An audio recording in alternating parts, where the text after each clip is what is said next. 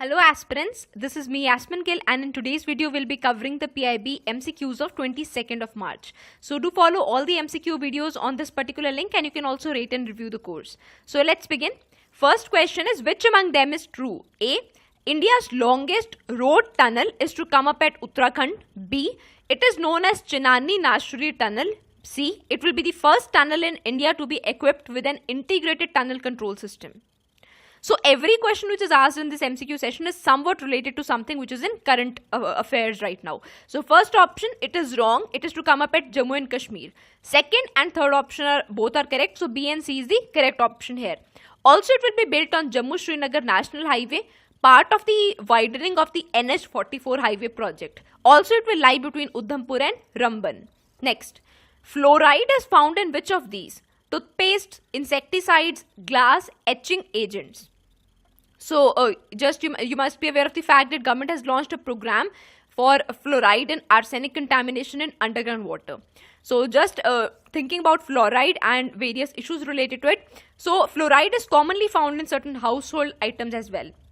Toothpaste, yes. B. Insecticides, yes, it is found in insecticides as well. C is also correct. So all of these is the correct option here.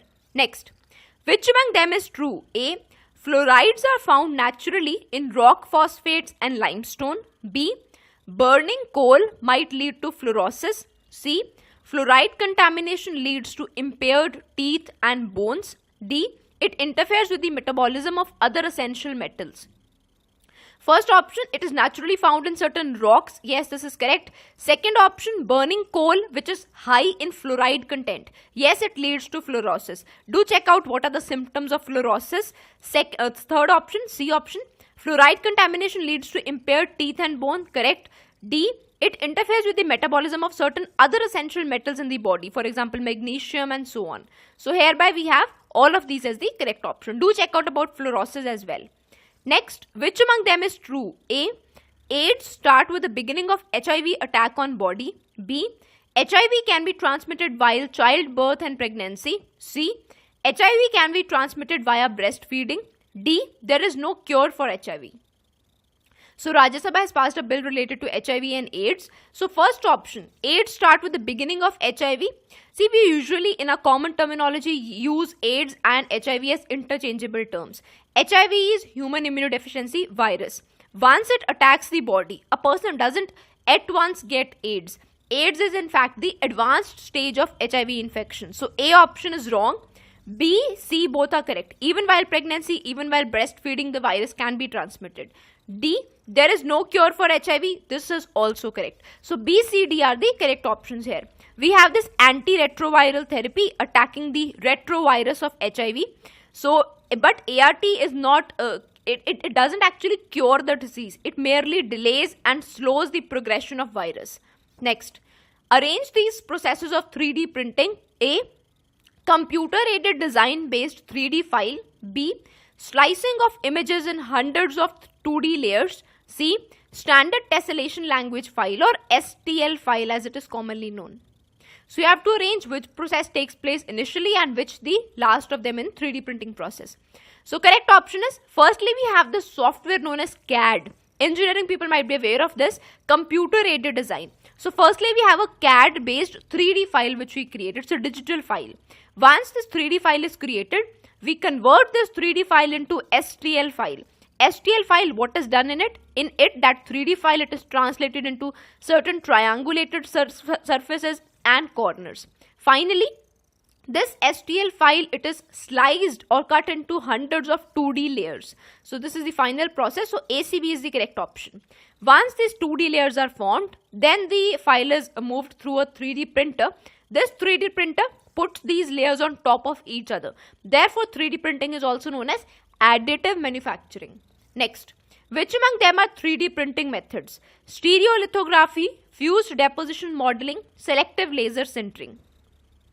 So all of these are important here. Firstly, the correct answer, which among these are 3D printing methods? See, all of these are types of 3D printing methods. Various printers work using various methods. Now do check out the differences between all these three methods. You can easily find them. So all of these is the correct option here. Next, Which among them is true of maglev or magnetic levitation technology, about which we did yesterday in PIB? A. Electromagnets are used to drive maglev trains. B. Magnetic pull of electromagnets is temporary. C. Electromagnetic suspension uses repulsive force between the magnets that are present on the train side and underside and on the guideway. D. Maglev trains eliminate air friction. First option, see, yesterday we did that these trains runs on electricity, right? From that you can get an idea that the magnets which we use, they are electromagnets which are magnetized using electricity. So first option is correct. Second is also correct. Once the electric current stops flowing, the magnetic influence goes off. So A and B both are correct option. C. So we'll come to C part later on. Firstly, D option, it eliminates air friction. This is wrong. In magnetic levitation, suppose this is the track, so the train slightly moves above the track without touching the track. So it eliminates the friction between wheels and track, but not the air friction. For that we have hyperloop technology. Also, there are two methods of this maglev technology. One is electromagnetic suspension, the other is electrodynamic suspension. Electromagnetic suspension, it is based on attractive forces between magnet, while dynamic suspension, it is based on repulsive force. But in the C part, it was given that electromagnetic is based on repulsive, so this is wrong. Also, additional fact include that that in electrodynamic system, the levitation is higher, so it is up to the tune of 1 to 10 centimeters. Also, but these trains that are based on dynamic system, they are relatively slow to lift off, so they have wheels to initially propel them.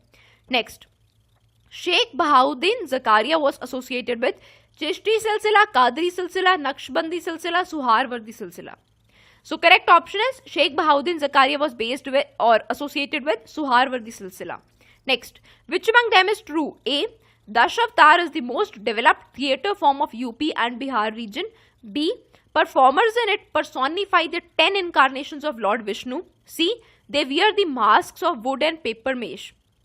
So first option, it is wrong. Dashavtar is linked to Goa and Konkan regions. B and C both are correct options. Performers in it personify the 10 incarnations, correct. They wear masks of wood and paper mache. This is also correct. So B and C are correct options here. Next, a Kamra Kshetra is linked to which city? Jaipur, Bhubaneswar, Ahmedabad, Mumbai. So this is from PIB of yesterday, if you had carefully listened to it. So a Kamra Kshetra is linked to Bhubaneswar. It is in fact the name given to Bhubaneswar's old city, which is renowned for its temple architecture.